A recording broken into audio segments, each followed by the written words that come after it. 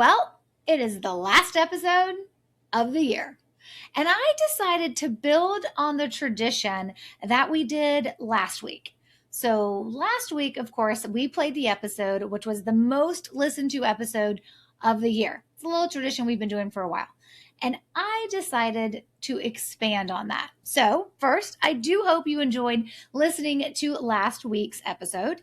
And I hope you'll enjoy what we have in store for you for this episode as well. I decided to pull the most listened to episode of all time since the podcast started back in June of 2018. Like, just makes you feel a little old when I say that, doesn't it? So since the podcast started back in June of 2018, which is almost 400 episodes ago. I mean, this is episode 394. We don't have many more to go before we hit 400 episodes. So we are going to play the most listened to episode of all time. Do you have any idea, though, on what that episode number may be? Which episode could I possibly be talking about? Which one could be the most listened to episode of all time? Well, I'm going to keep you in suspense for just a minute or two longer because real quick, I have a quick reminder.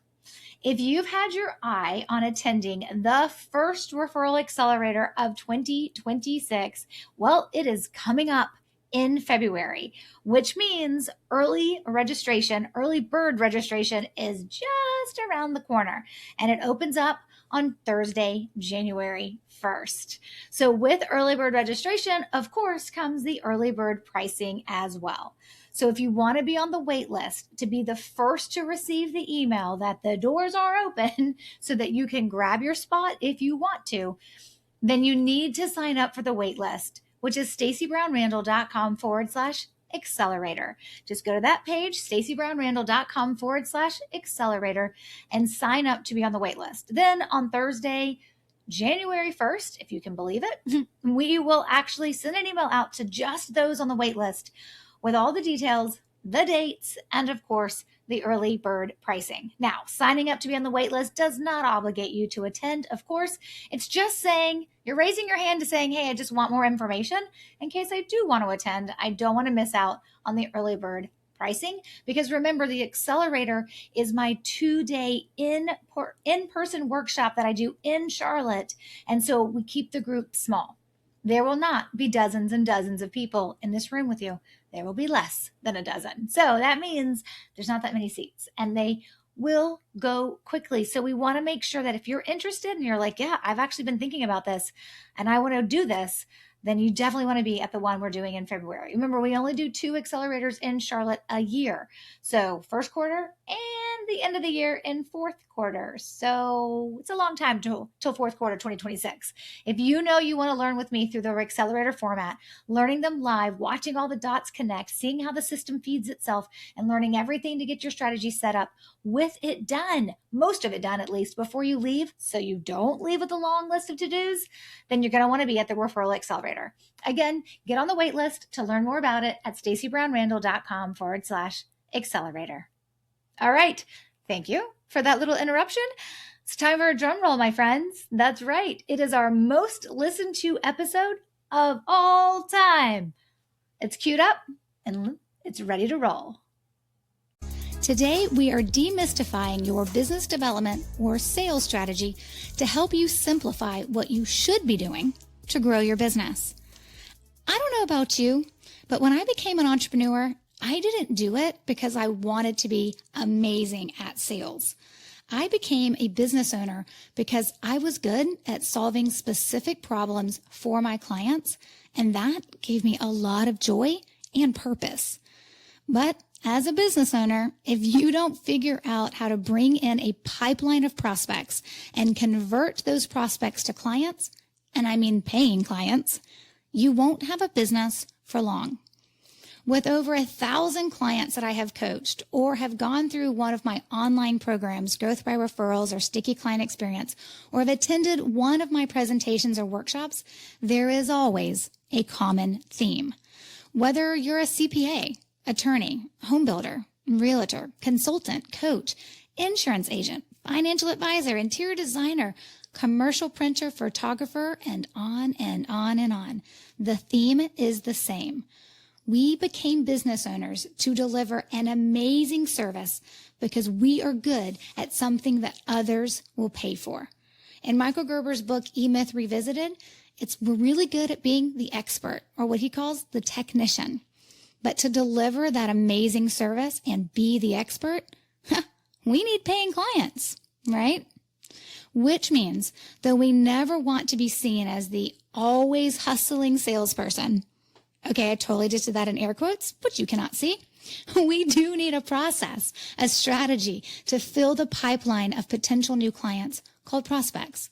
And filling the pipeline consistently is the key. Let me define pipeline for you. When I say pipeline of prospects, what I mean are people that have shown some level of interest in your business. And how they arrive to your pipeline happens in different ways, which I'll talk about in a minute. But it is a pipeline of prospects who your idea here is to be able to convert them into clients. And the more full that your pipeline is, the better chance you have to convert the number of clients you need so that your business can actually hit your revenue goals. So think about literally a funnel, and you want to fill it up from the top with prospects so that the right number of clients come out at the bottom. And the truth is, not everybody who ends up in your pipeline will become a client, which is why it needs to be more full so that you can actually get the clients out of it that you need to hit the metrics and goals you have for your business. So to fill the pipeline, we need 3 distinct and specific plans. Okay, there I go again with those air quotes that you can't see. So what are these plans, right? Well, these plans are made up of activities we do that should produce the results we want. And by results, I mean paying clients. And we can boil these 3 plans down to this. We need a prospecting plan, we need a marketing plan, and we need a referral plan. Now, you've probably thought about those 3 things and just kind of bunched them all together in your business development plan or your sales and marketing plan. But what I'm arguing and I want you to consider is those are 3 different plans, and you bring 3 different mindsets to executing well on each of them. So let me define them for you. All right. So first we have our prospecting plan. The prospecting plan activities are just the things you do that make up that plan. Like the prospecting plan activities could be all that networking, all those networking events that you go to, the one-on-one coffees and lunches, the cold calling that you do, mailing out direct mail pieces, right? You know, it definitely can be the different activities you do that I like to call pounding the pavement. And the prospecting plan I've always referred to as, that's the plan that lets me eat tomorrow. It's the plan that I do that's trying to, as quickly as possible, get me to a potential prospect that I can potentially turn into a new client. The prospecting plan is a very active plan. And let me be honest, it can tire you out. But every business will have some level of a prospecting plan. The point is to have another plan, do better, so you can be less reliant on the prospecting plan. But before I tell you about that important plan, let's go to plan number 2, which is the marketing plan. So every business needs a marketing plan. And that could be because you just need branding, like a website, to be able to show that, yes, you're a business and you have credibility, right? Or you may also have a marketing plan that goes a little bit past branding and focus on lead generation. Not all marketing plans will, but some definitely do. And so your marketing plan with that branding, it could be the advertisements that you run. It could also be the thought leadership that you're trying to produce with your blog posts and your articles that you're putting out there. It could be the publicity that you decide to go after with earned media, meaning having an article placed on a publication, or of course, maybe being interviewed for an article. But your marketing plan in terms of bringing in clients or prospects, it's a little bit more passive unless you have a specific lead generation strategy that's built into your marketing. And the third plan is the referral plan. Now, the referral plan is just that. There are not a multitude of activities that go into making up a referral plan. It is a process that you follow to generate referrals. Some people's process is to ask for those referrals, which I am completely against. I think if you're asking for referrals, you're doing it wrong. But having a referral plan is really important. My plan happens to be one where I don't ask for referrals. But the ultimate aspect of what we're after with this referral plan is to generate prospects that come to us by referral that we can then turn into clients. Most of the time people talk about referral marketing and they group the referral plan in with the marketing plan. But the reason why I separate these out into 3 distinctive plans is because the mindset you bring to the table is really important when you're executing on the 3 plans. What I think when I'm in prospecting mode is different than what I need to be thinking when I'm in referral mode. Give me a minute and I'll tell you what I mean. Your business needs all 3 plans. There are no exceptions. But what activities will define each of your 3 plans will be different based on your business. And I see it all the time with small business owners and solopreneurs. They subscribe to the spray and pray methodology or the singular focus, fingers crossed, hope it works. Let me explain these 2, and then let me give you an example of what it should look like. So the spray and pray methodology is you jump into many activities. You go to dozens of networking events. You put all your money into Facebook ads. You write 3 blog posts or articles a week. You're buying lists and you're cold calling, and you're working to set up 15 coffees or more a month. You are doing a ton of activities that are probably hitting in the prospecting and the marketing plan, and you really, truly have your fingers crossed that something will work. And you're doing it all at one time, so you're exhausted.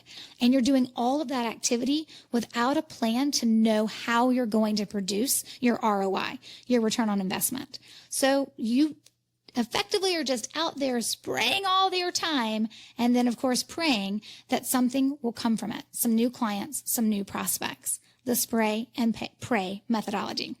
The opposite of that I see business owners doing as well is that singular focus, fingers crossed, hope it works. Right? You pick the one activity you really, really, really want to work because you like it, and then you focus on it solely. Right? So I just want to write a bunch of blog posts and put them out there into the world and clients will come to me. I just want to go to networking events because I'm a really social person. And then I just know I'll meet all the clients that I need. Well, doing 1,000 things isn't helpful, but doing just one thing isn't helpful either when you're trying to grow your business. And I don't mean start your business. I mean at any point in your journey to grow your business to the next level, to just make it a little bit more sustainable so you can move from surviving to actually thriving. Both methodologies, the spray and pray or the singular focus, fingers crossed, hope it works, both of these methodologies take you to the same place.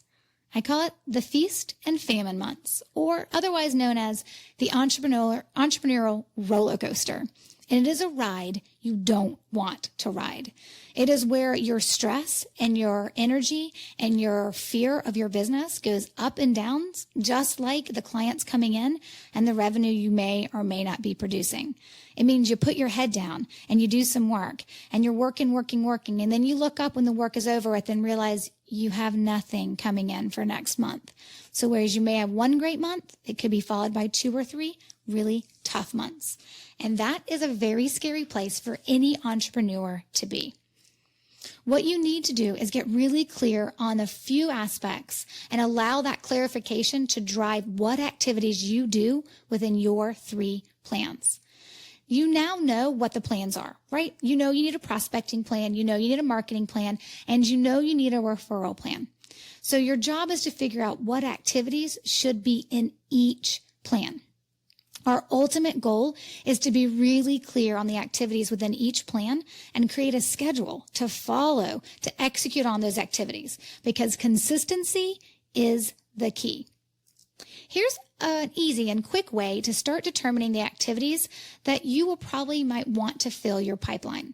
Now, here is one thing. I'm going to give you these 4 questions I want you to ask yourself. What'll allow you to figure out where should you be spending your time within these 3 plans. And you'll probably have some prospecting activities and some marketing activities. And I definitely hope you'll consider having a referral plan as well. But there's 4 questions that help you figure out what activities should you be doing and then determining if they're prospecting, marketing, or referral. And to make it easy for you, you can actually grab these questions on the show notes page at stacybrownrandall.com/2, as in the number 2. And remember, Stacey has an E.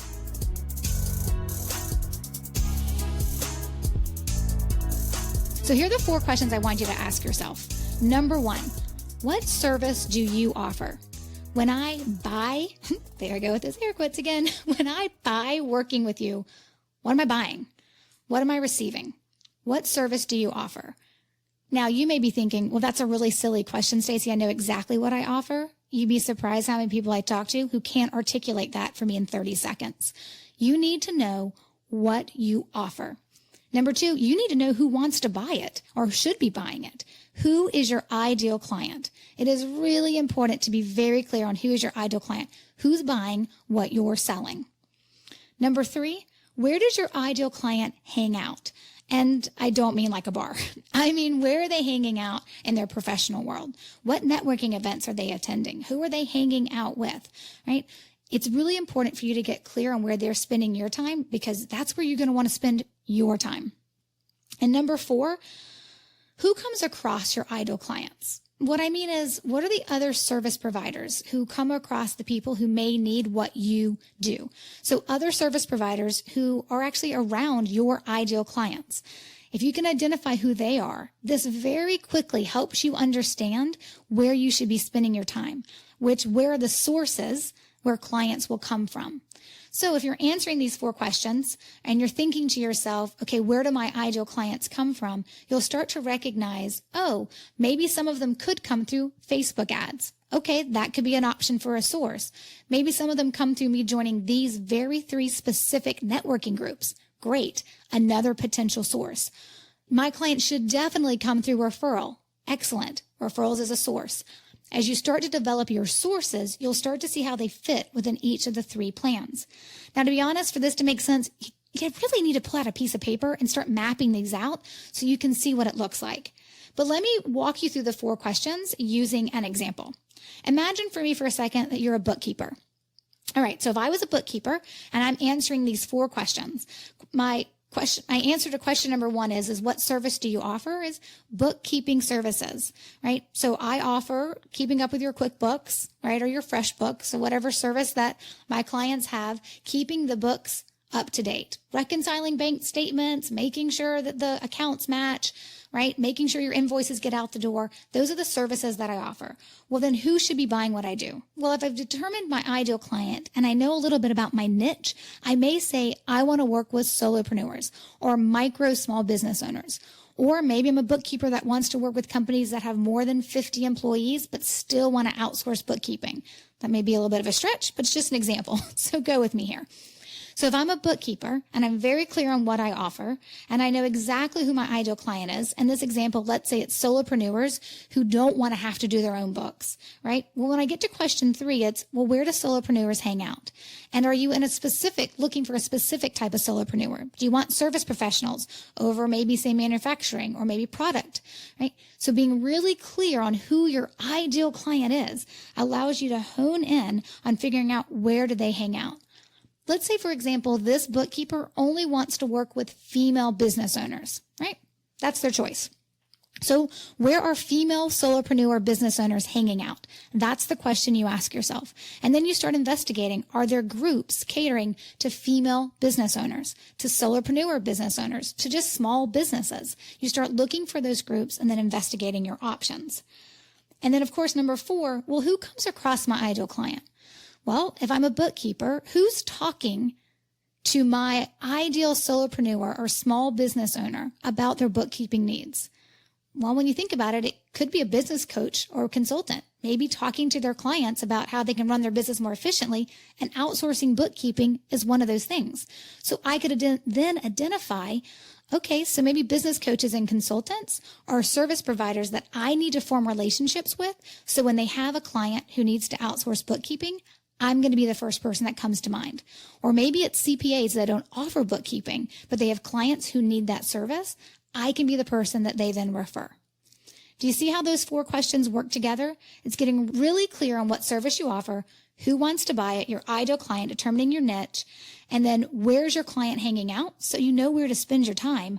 And then, of course, who are the other people who come across your clients that could become referral sources or referral partners for you. When you have this information, you can then decide, okay, I need to spend time networking in these 3 groups. Well, then that's a piece of your prospecting plan. I need to make sure that my website is speaking to the solopreneur that is a female. Great. Then part of your marketing plan needs to make sure that your website is actually catering the messaging towards that group of potential clients. And I've now determined that CPAs and business coaches and consultants could be potential referral sources for me. Great. Then developing those relationships would be part of your referral plan. Those 3 plans are very different and very distinct. So I want to tell you about an email I recently received that I think puts the fingers crossed, I hope it works, really into perspective. So most people actually subscribe to, unfortunately, the spray and pray. They will do a ton of things. They'll be exhausted and then they'll be wondering about what's working and why am I doing it, and nothing seems to be working and I'm not getting the traction I want. But I did receive an email from a photographer up in New York. And through our email communication, I quickly realized that he subscribed to the singular focus, fingers crossed, hope it works. He reached out asking how to generate referrals because he knew he needed a referral plan in addition to his prospecting and his marketing plan. Kind of. But he wanted to generate referrals without asking because he thought that sounded like the best way to bring in new clients. And he was reaching out to ask because he had never received a referral before. So when I probed about his business, here's the background that he shared, which I think is relevant for you to understand the advice I gave. His business started towards the end of 15 and sales started to pick up in 2016. And he said at the time, very much of my sales were generated based on my website. And so I had no reason to assume that I would need to do anything extra. He was just focused on generating business through his website. Then before he knew it, in 2017, the sales had become very sporadic and not really any sales in 2018. And so here's the thing to pay attention to. Those 3 plans that I said you needed to have, they're probably going to have 2 or 3 activities within each that you need to be doing on an ongoing monthly basis to make sure you're bringing in a pipeline of prospects that you can then turn into clients. That's really, really important. You can't just believe that one methodology is going to work until you know for sure that that's all you need. And I would say even then, having one way of bringing in prospects is a very dangerous place for your business to be. I would prefer you have 2 or 3 really solid ones with a couple on the peripheral that are also helping, but you don't need 15 either. And we don't know which are the ones that are working if we're not tracking those that we're actually doing. So my advice was to stop worrying about generating referrals. I just said, you know what? Don't worry about generating referrals right now and focus on building out a real prospecting plan because this man needed to eat tomorrow, right? So focus on building out a real prospecting plan. And I walked him through the 4 questions that I told him he needed to ask himself. So here's the thing. While everyone needs all 3 plans, prospecting, marketing, and referrals, the focus you put on the plan will probably depend on where you are with your business. But regardless, you still need all 3 plans. The good news is once you focus on having a successful referral plan, you'll be less reliant on the other 2 plans, prospecting and marketing. But if your business is brand new, maybe just getting started within its first year or so, you're going to be more heavily reliant on your prospecting plan. As you move into approaching the 2, 3, 4, maybe 5-year mark, you definitely should be making sure you've made a switch over to truly generating referrals and having a strong referral plan. And then, of course, if your business is 5 or more years in business, you definitely should have a strong sense of generating referrals. The truth is the marketing plan is going to stick with you through every milestone in your business, starting out all the way to being in business 20 years, right? That marketing plan will be there. What's in the marketing plan will probably look different at the 1-year mark versus the 15-year mark, right? And if you're brand new starting out, don't worry so much about referrals. Focus on bringing in clients to those prospecting activities. But once you've been in business a year or 2, you really need to pay attention to bringing on board, I guess I should say, a referral plan to help you grow your business. For me, listening to that episode was a blast from the past. Like way back when I, let's be honest, did not know what the heck I was doing. But not too bad, right? And what I love about this episode is that it's a classic. It's one of the first episodes I did, and it is still something that I fundamentally teach today. Now, granted, so many years later, because that was back in 2018. So many years later, I think I teach it better, because if you've ever been to one of my presentations or you've seen me present virtually, I actually have these animated movements to explain the 3 legs to your sales strategy, with referrals being their own leg of the stool. And I have these great animated buckets, shall we say, that kind of walks you through understanding the difference between prospecting, marketing, and of course, referrals. So I hope you enjoy that episode. I know it's so fun for me to listen to it. I know exactly where I was sitting when I recorded that episode, how nervous I was. And I was wondering if I would be any good at this whole podcasting thing. So it's fun for me to go back to the past. So thanks for going on this journey with me. And I love the fact that one of the most listened to episodes, or the most listened to episode of all time, is still on a very classic, very important topic that we all need to know and that I still teach today. Okay, so if you want to access the transcripts for this episode, or you want to get the Referral Accelerator waitlist sign-up page link, it can all be found on the show notes page at stacybrownrandall.com/394. Well, thanks for making it to the end, my friend. Until next week, which will actually be next new year, take control of your referrals and build a referable business. Bye for now.